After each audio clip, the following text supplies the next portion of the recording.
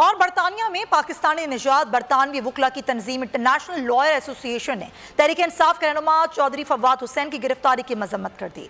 International lawyers association के सदर Mirza Safdar Iqbal advocate ने chief justice of Pakistan Umar Ata Bandial और vice chairman Pakistan bar council Haroon Rashid के नाम खतूत में चौधरी फवाद हुसैन की गिरफ्तारी की मजम्मत करते हुए इसे बुनियादी इंसानी हुकूक की खिलाफ वर्जी और जमहूरियत के उसूलों की पामाली करार दिया।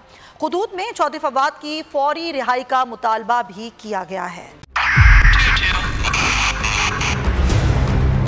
2022 बहुत सारे तोहफे भी देखे गया पाकिस्तान की आवाम को। पाकिस्तान की आवाम को एक तोहफा ये दिया कि आवाम को पता चल गया कि पाकिस्तान का मीडिया क्या है। साल 2022 में सबसे ज्यादा देखे जाने वाला चैनल बोल न्यूज रहा नंबर 1। हमने बहुत सारे शोज और ट्रांसमिशंस की, पूरा साल मुसलसल जदोजहद में निकल गया कि ये वोट ऑफ कॉन्फिडेंस के पीछे कौन लोग थे।